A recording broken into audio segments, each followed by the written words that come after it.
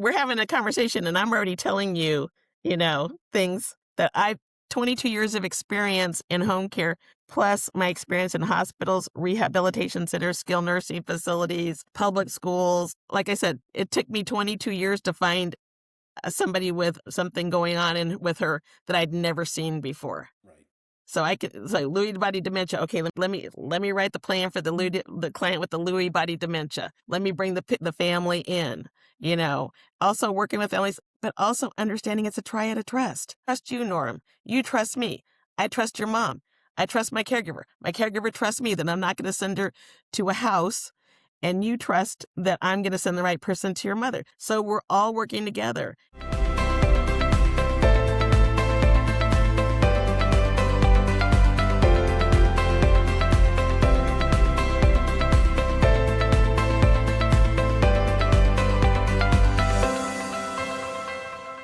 Welcome, everyone, to Faces of Riverside Magazine 2026. This is our conversation series where we get a chance to sit down and talk with the folks that are featured in the magazine, all experts in their own categories, and get to learn a little bit more about them personally and about their organizations and their impact and what they do for the community. Today, we are blessed to be joined by Dr. Joan Roberts from Visiting Angels here in Riverside County. And Dr. Roberts, it's a pleasure to see you and to welcome you in. Thank you. It's a pleasure to be welcomed, and I appreciate the opportunity to talk to you and to talk to the community. Fabulous. So I'd like to start with your background. Can you Okay. tell us a little bit about, how you got to be where you are today and what that journey was like for you? Okay. Well, was born and raised in Riverside, California, and my mom and her cousins were some of the first people to go to UCR. And so, and my dad went to college, of course. And so they still had their textbooks because they married young. And I would see it said PhD on the textbooks. And so, and then and they talk about UCR and stuff. So when I went to kindergarten, and the teacher asked, "What do you want to be when you grow up?" The kids were, the typical, community helpers and things like that. And I stand up and say, "I'm going to go to UCR and get a PhD." And they were like, "What?" Well, I did end up going to UCR and get a PhD, but before I did that, I went to the University of Redlands and I studied speech pathology. So I have a master's and a bachelor's degree from University of Redlands in speech pathology. And then I got a PhD in education from UC Riverside. But before my PhD, I was working in public schools, rehabs, and hospitals. And I did that because I wanted to round out my experiences with children and the elderly and the disabled. And I'll never forget when I would go into the hospitals, my patients would tell me, "Oh, I can't work with you today, honey. I'm going home." And this was in the 80s. And home care was not really an option in the 80s. And I'd say, "Well, who's going to work with you?" And they'd say, "Oh, I'll get some help from a neighbor." So I would ask the director of nursing, "Are they really going home today?" And they'd say, "No, that's just a wish, because who's going to take care of them?" And so because they really wanted to go home, I would work with my clients on how to communicate and get help, especially my clients who had suffered a cerebral vascular accident, commonly known as a stroke. And so, there's various levels of skill and the people have retained when they have a stroke, depending upon the site of the stroke and the severity of the stroke. But I would work with them on how to be as self-sufficient as possible in that team situation with the occupational therapist and the physical therapist. Well, I went on to become a professor of speech pathology, and while working with my students in the hospitals and in the rehab centers, same thing. I want to go home. Who's going to take care of you when you get home? You can rely on a neighbor for only so long. And even a family member caregiver needs help. You can't be somebody's caregiver 24/7. You will burn out, and then your health will suffer. And so Then I went on to be the director of special education for 2 school districts, and I never forgot my clients and my patients in the hospitals and in the rehab centers who really wanted to go home. My favorite story is this lady wanted to go home so much that she was stark naked. I'm brand new. I'm walking in the door, and she has no clothes on, and she is booking it in a wheelchair. And she's like, "Get out of my way, honey. I'm making my way out." And I was like, "What? What? What?" She's like, "Keep that door open." I'm like, "What? What? What?" And I thought, "Oh my goodness, these people really want to go home." And so after 20 years in education, I started looking at what do I want to do differently? And I want to combine what I know about the elderly and the disabled and provide the service that my patients always wanted to have. So I opened my company 22 years ago. And believe it or not, I still have some of my employees from when I opened. They've Wow. stuck with me. And my longest client has been with me 20 years. Wow. Mhm. That is amazing. Mhm. Yeah. Yeah. So stability and longevity is something that my company is very, very proud of. Okay, so I want to kind of talk about the company in general at first, and I'd like to, for people that are not familiar with in-home care or Mhm. visiting angels in particular, um, can you talk about the types of services you provide and who you typically help? Although I think we've kind of identified those already as the folks that you've described, but can you talk about the services you provide? Yes. So what we do is because everybody has choices.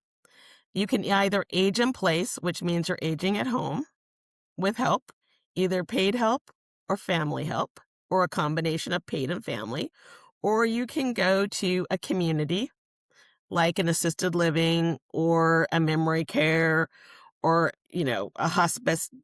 Everybody has choices. The people who we work with have made the choice to age in place at home. So they may or may not need help with all of the activities of daily living, but we help them with the activities of daily living that they need assistance with, which is typically bathing, dressing, meal preparation, medication reminders, light housekeeping, transfers, which means helping you get up from a seated to a standing position or from a prone position, laying down in the bed to standing up. So we help them with that. With or without, we like to use gait belts. A lot of our clients don't like a Hoyer lift. You're up there swinging around. So, we help them to the best of what they can do. And then also transportation to their appointments. And when we take our clients to their appointments, we do let the family know how it went at the appointment. And then we have the service that's really important that nobody thinks about is security and safety. If I'm living at home and I have mobility issues and I drop something on the floor and I bend over and I fall out of my chair, who's going to help me get back up? Also, if I'm lonely, loneliness can creep in. If I just need somebody to talk to. So we're helping with the whole person, not just the orthopedic issues, not just the physical issues, I should say, but also the mental issues, taking them on walks, maybe going to the senior center, going to the movies, going to plays. We take our clients on vacation. The farthest that we've been is Russia. And I have to tell you, that scared me. That Really? really scared me having a caregiver in Russia. I don't mind Hawaii. We love to take our clients to Hawaii. But when we had to go to Russia, I was like, "Oh my goodness, what happens?" But they made it back safely, and the client was just thrilled to be able to go to Russia. So, those are the things. It's the whole body approach, mind, body, spirit, and we take them to Okay. church. Okay. So, what is your do you have a geographical Yes, limitation I in terms do. of where you I can? have a I we're all over the United States, Canada, London, I mean, England, I think Korea, Mexico, but my geographic area that I, bought the rights to do business in is, Riverside, Corona, Norco, Moreno Valley, we feed Paris feeds into us, Bloomington feeds into us. So those are my areas, but I do have clients all over. I have clients on in Native American communities too, in Native Okay. American nations that we Okay. assist. Okay. So I want to circle back if I can for a second to the description of all the things that you do for patients. Hmm. Um, um, Specifically the taking them to medical appointments. Hmm. Um, y- Let me preface this question with this. So, Okay. I have a amazing, wonderful 89-year-old mother, and she was incredibly powerful and competent, and led organizations and taught special education at UCR, as a matter of fact. And She retired about 20 years ago, and she has, as a result um, of aging, reaching almost, she's 89 in a week, as a matter of fact. Good for her. Yeah, yeah, I think so too.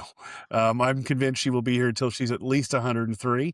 Uh-huh. We argue about that back and forth, but I am certain. So she has been completely self-sufficient. She lives alone. She lives in a large house.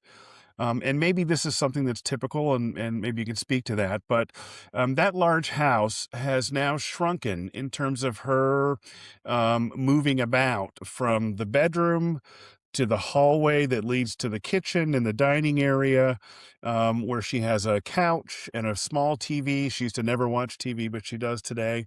Uh-huh. And and that's really the area that she travels. She Uh-huh. doesn't go upstairs. She's not in the living room. She doesn't go to other places. And I think a lot of that has to do with mobility. She's had her hips replaced and so forth.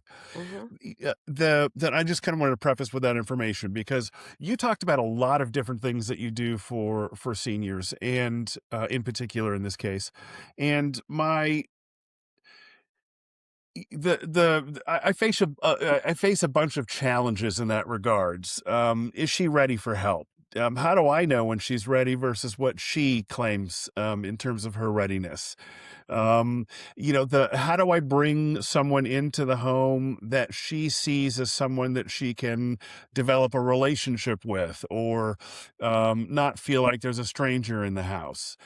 So can we kind of start with that, and then I want to talk a little bit about as a follow up to that. How you select the people that you work that work for you and that go into these homes, because there's a tremendous amount of trust that's involved as well. But can you start with the kind of her being landlocked to this very Yes. specific path in her home and what that means? That's very typical.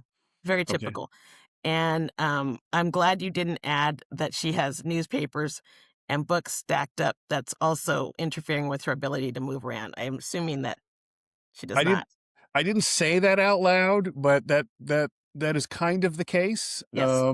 She's an Okay. organizer. She is a war baby from Uh-huh. World War II. She's Yes. German, and yeah, there's a lot of she's not a hoarder, but Right. there's a lot of gathering, and there's very few places where you can see the full surface of anything in her home. Right. That's typical retired professor. Okay. Okay. So when you said your mom was a professor, I already knew she had her books, her articles, things that are important to her stacked around in the safe space where she gathers. So the first thing we want to do is establish rapport with her. A lot of my clients that I've had who are professors from UCR are still writing and they're still trying to publish. Now, is she still writing and publishing, or that's not something she's interested in? Yeah, not any longer. Okay. She first retired and was still helping organizations, nonprofits, and so forth in Okay. terms of grant writing. Okay. But she is at a place now where she is, and I think admits freely, and it took a minute to get to this place, where cognitively she has some challenges in that Okay. regard. And I'm there finishing all of her sentences, and she's getting mad at me for doing so. So that's kind of where she is. Okay. Okay, so we're seeing some cognitive challenges and some memory and decline creeping in as well. Yes. Okay. So what we want to do is talk with your mom about how does she envision her life? Where does she want to be in the next 5 years? If she says I want to be in my house still, then we need to talk about what are some things that might keep you and prevent you from living safely and securely in your own home? Oh, Are you able to bathe by yourself? Well, yes, but when I get in the shower, I'm a little bit concerned. Okay, so you're going to need standby assistance. In terms of taking your medication, is it neatly organized and Norm comes over and helps you put them in the pill boxes? Or do you have them all on the table and then you start picking out that one goes on Wednesday, that one goes on Tuesday, that one goes on Monday? So we want to make sure that she's safe with medication. The second thing is grooming. She's been a professor, she's been a mover and a shaker. We want to keep her well groomed for her self esteem. So we want to get her nails done, get her hair done if she likes to do that. If she doesn't, I have employees who like to do hair and nails. Now we can't cut and file and do all the cuticles and stuff, but we can paint and we can wash and we can curl the hair. The next and some we go in, they're all dolled up. We have one client, she looks like she's going on a date every day. Okay, she uh-huh. is dolled up. Um, so then the next thing we also want to look at is clothing. Is your mom, is she wearing the same thing every day? Does she, you know, so we want to start giving her some options also so that she feels good about herself. Now we're going on to meals. What do you like to eat? Because we're a guest in your home. We're not going to tell you what to eat. We're a guest in your home. We're going to prepare menus together and we're going to grocery shop together.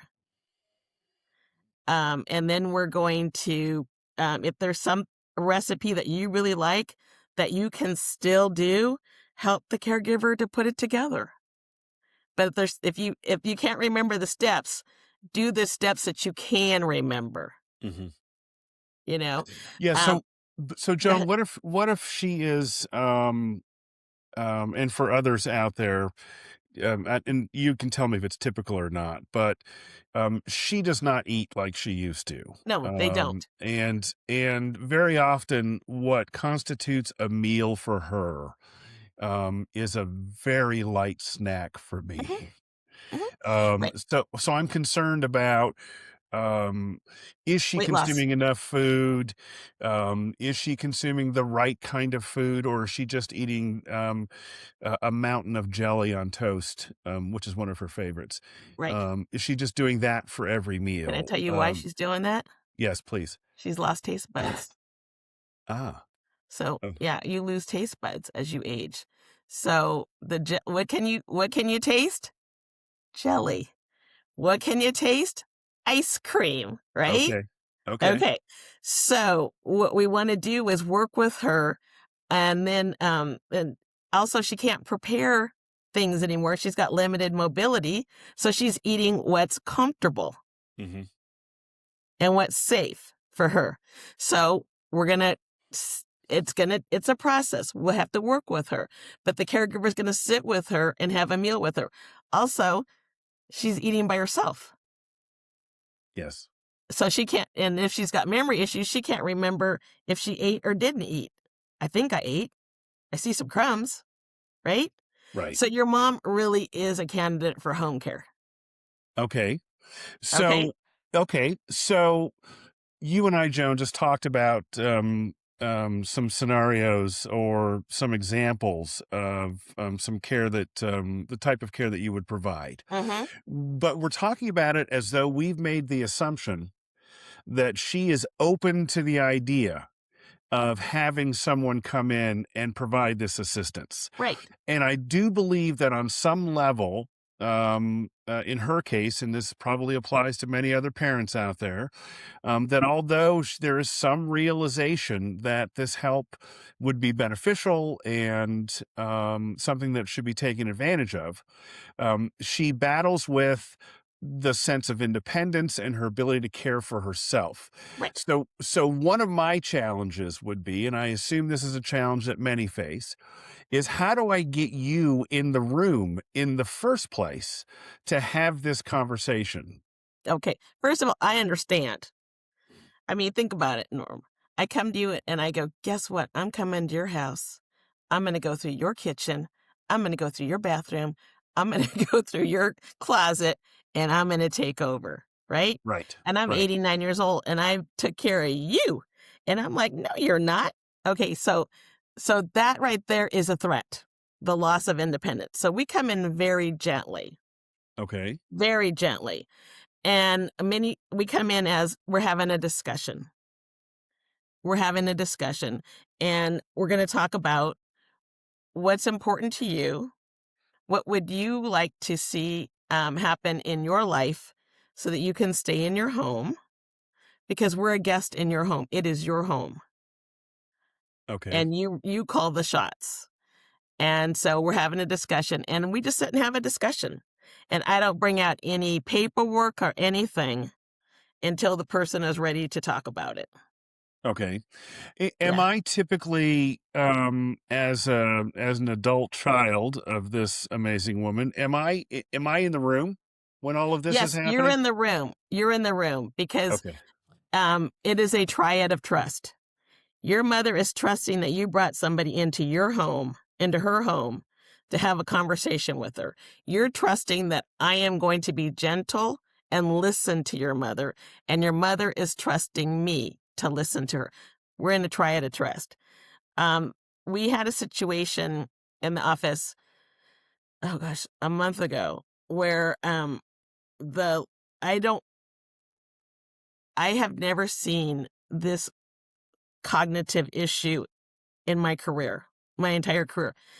And I can't figure out what happened to this lady. At first, I thought she had an UTI, and that's why she was so off. But she did not want her son in the room. She went through, I am not kidding, 30 different conversational changes with me. Okay. And I already knew she needed help because there's no way. And the reason that her son called us is because the neighbors were like, "Look, we're not taking her anywhere." And the doctors don't want her coming in without help, and her husband's in an assisted living, and they never want her to come in there without the son, and the son left us in there. And I'm gonna be honest with you, I kept looking around thinking I was on candid camera because it was wild. I kept looking like, "There are cameras around here?" "Is this a TV show?" And, and so the son said, "What do you think?" And I said, "She is adamantly opposed to care, adamantly opposed to care. And she thinks her best friends are going to continue to take her around. And they already told you they're not going to do it.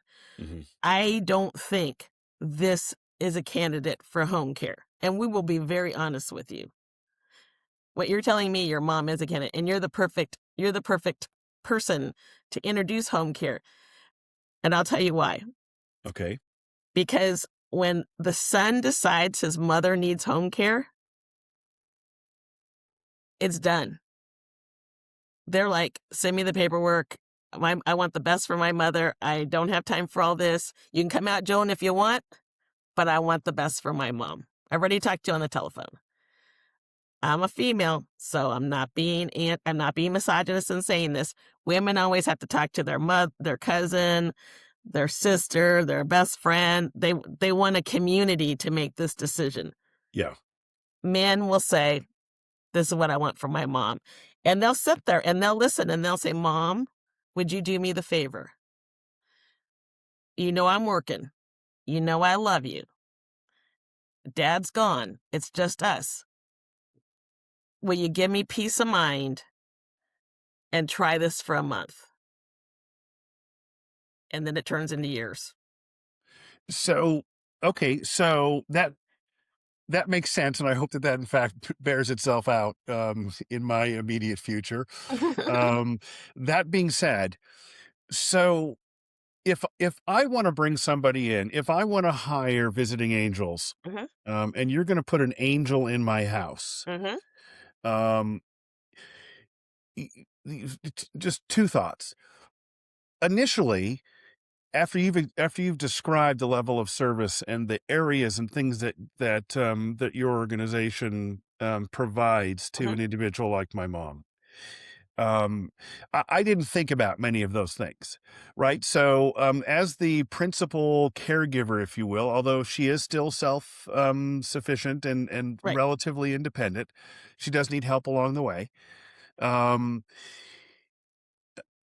I feel I I didn't realize that there were so many things that could be done that need to be done that I was not even mindful of or thoughtful about, because I am not there 24/7, but I am there 5 or 6 days a week, Right.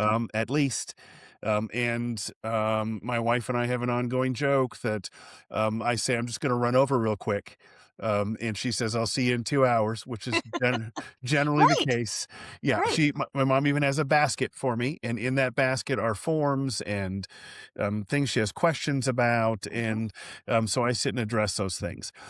So I'm actually very much, um, impressed with the level, or the breadth of the service, that you offer, but you said something, in terms of, trust. Mhm. Excuse me. Trust is huge Yes, it because is. not only does she obviously have to trust you, but I have to have a sense that I have to build that trust myself because if my mom is, as you said, listening to me, Mhm. I'm putting this another human being in her home, as you said, in her closet, in her kitchen, Mhm. in her pill caddy, in Mhm. all of those things. Mhm. So how do you go about, and you've been doing this for 22 years, so Mhm. clearly you have some skills at it, and do it well, but how do you evaluate people that come and work for you to ensure that they're going to come and work for my mom with the same level of compassion and being gentle, as you said, as you yourself would? Exactly. Um, the first thing is, before I answer that question, let me just say, most people who call a home care agency only care what you charge. How much do you charge? And the more important thing is who is Joan Roberts and who are the visiting angels, as you just said. A hundred So percent. that's the most important thing. So when we're looking at our employees, and as I indicated, a third of my workforce has been with me more than 10 years. So I know these people. And but when I first started out, I didn't. Right. But what I did know was people that I worked with in hospitals and rehab centers, and I was looking for those qualities. And when I first started out, I was background checking people because my uncle had been he's it's my late uncle now, but he was the warden at the prison. And Okay. so he had me hooked up with the people who can background check these people. Okay. Uh, And now we're licensed. In 2016, home care became licensed. And so we go through fingerprints and I've always been bonded and insured, but we're bonded, insured, licensed by the state. But beyond all that, you can still have somebody who's never had a criminal record who's not a good person. yeah. So we are interviewing you in person. And I didn't realize that that's unique. Okay. Because until it was probably I started 2004, so it was probably 2007 when I had a lady. I brought her in on a Saturday for an interview. That's the only time she could come in. And she said, "Thank you for the interview in person." I said, "You're welcome." And I said, "But you work for a home care company." She goes, "But nobody's ever met me." Then I had another client ask me, we had just started, and she had been recommended to me by her stockbroker. Okay. And she said, "How many of your people have just gotten out of jail?" And I'm like, "What?" And another company had been sending her people who just got out of jail. And so I've always been mindful of, do they fit with me? Do they fit with my managers? Because I have great managers and they're Okay. doing the in person interviews. And I'm also talking to them. And then I have a client liaison who's checking back to see, is everything okay? Um, Wait, so Joan, that person, their role is to engage with people like you my okay. with you. Okay. Okay. Okay. So I come out and I meet you and your mom, me and Okay. one of my case managers. I have another case manager. I have two case managers who know everybody knows all the caregivers. But I have one specifically dedicated to calling you up and saying, Norm, how's it going? Is everything okay? Is your mom happy? Okay. Is she losing weight? Is she eating? Is everything going well for you? And then I have the case manager who does the billing and payroll and makes sure everybody gets paid and things like that. Um, and so, um, because crime is an opportunity, we ask that even though we're bonded and insured, pay workers' comp and all of that, if something cannot be replaced, please put it away. We don't use your mom's ATM when we go to the store. If we have to go to the store without your mom, we ask that you have grocery cards, like a Stater Brothers card or a Ralph's card or a Vons card or a Sprouts card, whatever. We also don't use your mom's car unless she's in it. Okay. Okay. So we're looking at the quality of the person. Where have they worked? What kind of answers are they giving us? But I'll tell you how I prefer it. I prefer that my employees recommend other caregivers to me, and that's how most of them. I used to have families, whole families working for me, all the Okay. sisters. I even Okay. had a father, a mother, their daughter, and their son-in-law working for me.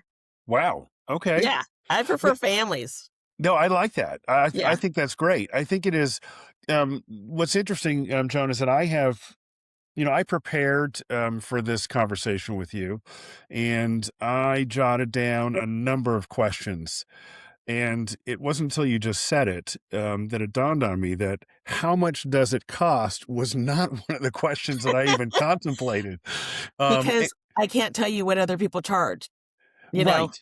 Yeah. Right. And also so that kind of segues nicely into this thought or this question.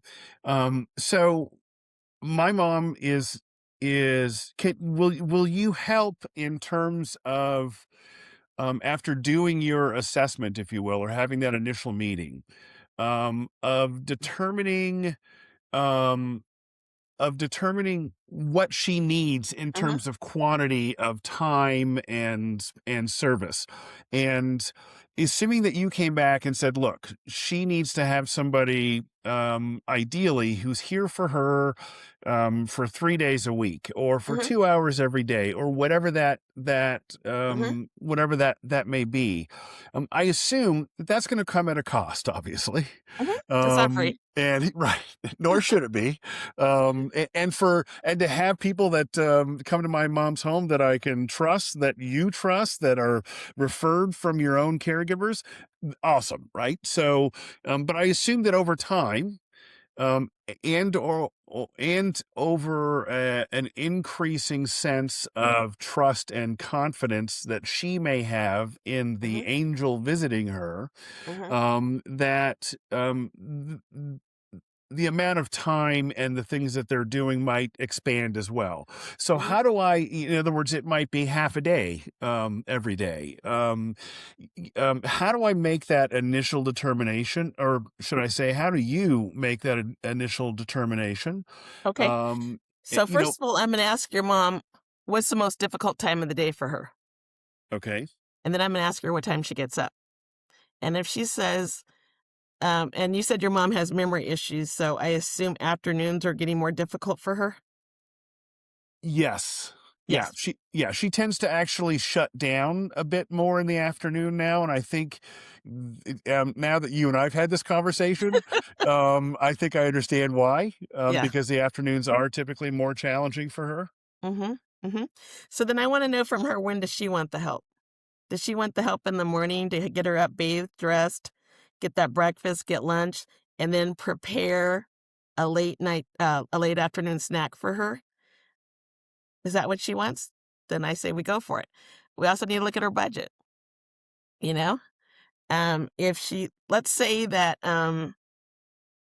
she has long-term care. Okay. Okay. And if she was a professor at UCR, she probably either has CalPERS or Genworth. I'm gonna go with Genworth. Am I right? Uh, I think it's I think it's Cal, actually. She does have CalPERS? Yeah. Okay. I got that one wrong.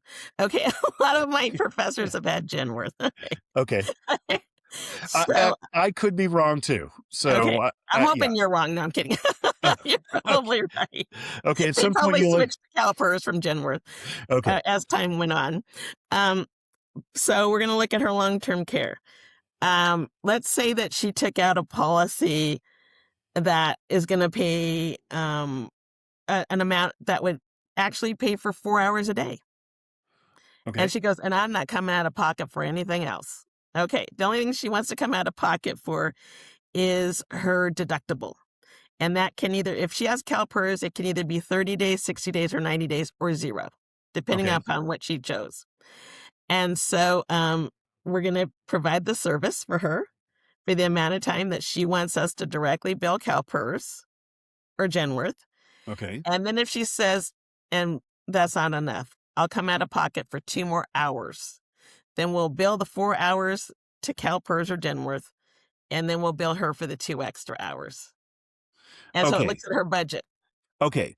Yeah. So that's helpful. So you have, um, rightly articulated that this is not free. And I realize there is no way to, and I quite frankly don't want you to. There's no way for you to provide me with a number, in terms of what costs are, because I realize it can vary dramatically. It Um, can vary dramatically depending upon um, the agency. okay, so so that being said, is there, um, you have to have either some type of policy. So I'm speaking now not about just my mom, but people in general. You Mhm. have to have either some type of long-term care or some type of retirement planning, or have purchased something that affords you the ability for it to cover some of this cost, or you have to come out of pocket for all of it. So if you're living on a very small fixed income, Mhm. um, um, this may not be an option for someone like that? No, and that's why I say there's options. There's Okay, options. I don't know because we don't handle Medicare and Medicaid. I don't know what the state of California is doing for people. okay, Um, but I will tell you that there are various scenarios. okay, We have clients who have been business owners, and so they have policies and annuities that they've taken out. We had one client, he, um, and we had them for 13 years, 24/7. And she had her own CalPERS policy, and he had his own CalPERS policy. Now, remember, a long term care policy, when you take it out, you're also taking out a dollar amount. So let's say you took out $365,000 that you've been paying on, and it's going to pay you $230 a day, and um, and 30, and they only do it they only pay out for 30 days. So if you take 31 days, that's coming out of your pocket typically. okay, Depending, but things may have changed, I have to say that, because I don't do the billing anymore. My HR manager could answer that question. But we bill every 14 days, so he hasn't said there's a problem. Okay, so when you start exhausting that policy and you still need care, you're gonna have to come out of pocket. Some people have done long, reverse mortgages. I didn't realize those were still happening, but yes, there are reverse mortgages still happening. hmm, But that particular client who he had a policy and she had a policy, they had a ton of property all over the United States, and they would just sell it. And he'd go, "Hey, Joan, we can keep you. We've sold the property." And I'd be like, "Yay!" Because we loved them. right, They were some of my first clients. And so people sell property, people have annuities, people have businesses, people have savings. Sometimes we had one guy, the stepfather had money, but he didn't want to pay for his wife's care. The son called me up like you, and he's like, I don't have time to be messing around with this guy. He said, "You send me the bills. Whatever my mother needs, you send me the bills." And then when the stepfather needed care, I called him up. I said, "What do you want me to do? He now needs care." He goes, "You know what? I don't appreciate what he did, but I'm going to pay for his care." So he paid for his care. Wow. Okay. Yeah, and we used to exchange credit cards. I'm sorry, I wish I had his credit card. We used to exchange Christmas cards, and, I still exchange Christmas cards with clients' kids. Okay. Yeah, Okay. so So there's various scenarios. okay, fair enough. So if and I only have a couple of questions left. I know we're kind of running a little long on time, but this is so interesting to me, and probably because it applies so much to my own personal situation. And I hope I've Um, been helpful to your listeners, I do. Y yeah, I'm sure that you have, because unless you've done some type of research into this already, I assume that much of this is new information and, actually for me, and it's probably because it's you, quite frankly, and because of your experience and you're here in Riverside, that it builds a certain level of trust in the concept and the idea for me, Mhm, and I hope that translates and, to folks that are listening. thank you. Um, you're very welcome. So as it relates to, so if I call you today, Mhm, because, for whatever reason, I'm done. I need help today. mhm. What is the process for onboarding? You kind of described it, so you don't have to go into full detail about it. But what's the process in terms of timing from my initial phone call to your consultation with the case manager at my mom's home to the time that someone is actually showing up, ringing her doorbell? Well, I had a client last Sunday call me at 4 o'clock. I was at their house at 2:30 on Monday because that's the only I offered to come at 10, and he said, "That's too early, come at 2:30." We're at 2:30, and we're doing 24/7. So, it's just a couple days. It's not Okay. weeks. Now we did have one client who I simply could not staff, and that was in January. The client was too difficult, and we're upfront with with our carriers because when I come meet your mom, I start to formulate who on my team would be good with your mom. Oh, so Because you're I'm gonna kind of ask matching. Okay. it has to be matched. That's a long day when you don't have anything in common. Right. So, let's say your mom loves to knit. I'm gonna find somebody, if I can, who likes to knit too. Let's say your mom really enjoys window shopping. I'm gonna find somebody who loves window shopping as well. They have to have something to talk to about, and, your mom is 89. I'm not sending her a 22-year-old girl. I'm gonna send her a more mature lady, Okay. somebody in her 50s who can help her physically. So we're matching and then I'm on the phone calling my employees and my manager saying, "Okay, this is the case." And I've already brought a case manager with me too. And so they start brainstorming in the car on who fits personality-wise. Sometimes we have to make a move. But we always ask the other client, and we don't take like a favorite caregiver off a team. Right. But let's say there's a caregiver on a team and she's late afternoon caregiver and she would just be perfect with her mom. And and there's somebody else who's matched well who could go back on that team. So Okay. those are all the things that go into it. It's not just, "Oh, Sally's available." Right. Okay. 'Cause- Yeah. Okay. So But so let me tell you about this client that didn't work out. She okay, wasn't please. going to work out because um her memory was probably 10 seconds. She only wanted her husband around, and she had habits that we had to describe to our caregivers, and they were like, "I can't do that job." So we had to tell them, "I'm sorry. You do have choices. There are other caregiving companies out there," and they made a different choice. Okay, well, that's actually really important. I don't know if you know how important that is, but the fact that I understand why disclosing the habits of that individual to potential caregivers within your company, and them deciding, or you collectively deciding not to Mhm, provide that service. That says a lot to me because um, my guess is there are care providers out there that say yes to everybody. because it's just another revenue stream, right? It's just another paying customer. Right. So that means a lot that you're willing to recognize or identify folks that may not be a good fit, Hmm. and to say no. So that's super important. It has Um, to be. so Yeah. so um, what else is different? How does Visiting Angels distinguish itself from all of the other providers that are out there? Because I see commercials on television, and I see flyers and vehicles that are wrapped driving around in the city now and again. Um, what distinguishes you from, besides of the things that you have already mentioned, and the concept of how you bring people in, and that they have a shared vision and a sense of responsibility is perfect. But are there other ways that distinguishes Visiting Angels from?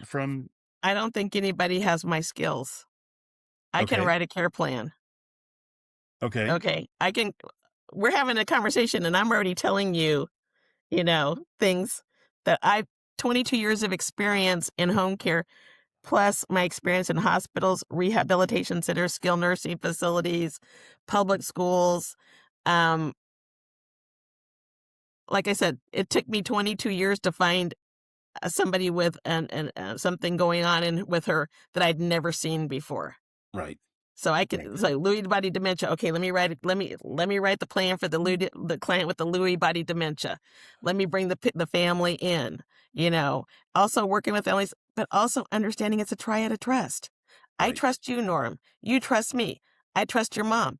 I trust my caregiver. My caregiver trusts me that I'm not going to send her to a house, and you trust that I'm going to send the right person to your mother. So we're all working together. It's a triad of trust. I had a case one time, and I know our time is short, so I'll just tell you very, very, very carefully. Um, I was asked by a fiduciary to take on this gentleman because it was a elder abuse case, and Okay, I said, "Sure, we'll take it on. I know you, we'll do it." Well, neither the fiduciary didn't disclose to me that the reason it was elder abuse is because the grandson was in prison for doing things that were not legal, obviously. okay, And his comrades, his people, were coming to the grandpa's house to get the things that he had stashed away for them, which are money. okay, Okay. And the caregivers were scared. And they called me up and they said, "We got to tell you, we're just having really problems with this case." And I said, "Well, tell me what's going on." They said, "Well, we just don't like the people who come every day to get the money." And I'm like, "What are you talking about?" So, I had to call the fiduciary and I had to say, "We got to pull out this case because I have to keep my people safe." And I said, "Nobody's threatened them. Nobody's done anything to them, but I cannot be the employer who has I respect my people. I can't have them in a home where people are coming every day to get the things that had been stashed away for them." okay. Yeah, that makes sense. Doesn't it? Th- Yeah, that so that's why I talk about that triad of trust. yeah, It's not If it's all about the money, you're not providing the service that you're supposed to provide. right, Yes, every business is in business to pay their bills, to make money, but I'm also an employer. right. And as an employer, who's the last person who gets paid? The boss, the owner of the Yes, company. the Yeah, owner of the company is the last person who gets paid. 100%. Yeah, Yeah, exactly. yeah. Okay, okay. So, um, this has been very enlightening for me. Oh, good. So first of all, I very much appreciate that. And I appreciate you. You Thank you. seem so as a business owner, I get it. You are engulfed in your day-to-day functions of running a business, caring for people, and that means your people who then care for other people. So what does Joan Roberts do when she's not handling all that business? What I play w golf at the Victoria Club. I have my Okay, girlfriends that we play every Friday. I didn't go today because I had my podcast with you. okay. But, we Sorry play about that. golf, and I love, love, love concerts. Okay. Are you familiar with, Terry Lewis and Jimmy Jam? I They're am from the not. '80s. I They wrote I'm all sh those songs for, like, I'm Janet Jackson, Michael Oh, yeah, Jackson, yeah, yeah, yeah. Yeah, yeah. Jimmy Jam, and Terry Lewis, yeah. Yeah, okay. They're doing a one-week residency. I saw it on Kelly and Mark, and so I got tickets. It's gonna be at the Venetian, and my cousin and I were gonna fly up there for the day, go to the concert, and then fly back in the morning because she's a nurse, and she's Okay. gotta be at work, and, and then and I take the calls on Sunday, so, that's what I do. I play golf, I go to concerts, I hang out with my friends. I'm divorced, so, you know, I'm just I had to, reinvent my life Uh-huh. once once I invited my husband to no longer be, a resident at my home, and I Never heard it put that way before. That was yes, no eloquent. longer be a resident at my home and no longer have his last name. Yes. So That was great. yeah, so I play golf and I go to concerts and I hang out with my friends and my family and my nieces. And 2 years ago, my dad took the whole family to Hawaii. We went to Turtle Bay and it was just so much fun. Wonderful. Yeah. Okay, so, Joan, what question didn't I ask you that I should have? Um, you didn't ask me. Well, we've talked a lot about a lot of things. We've covered a lot of stuff, and it's perfectly acceptable to say none. You did the None. most amazing interview I've ever been a part of. That's Yeah. fine too. I Yeah. accept It that. was the most amazing interview I've ever been a part of. Stop it. You say that to all the people that interview you. And I really appreciate the opportunity because as you can tell, I've never lost the fire for what I do. Clearly, your passion is visible without you saying a single word. So, Thank you. so thank you so much for this. I'm going to go ahead and put, with your permission, all of your contact information, kind of a little summary of what you and I've talked about in the description of the video itself. Yeah, This has been fun. I greatly thank you. appreciate it. I appreciate it too. Okay, Joan, have a great day. Okay, take care. Bye-bye.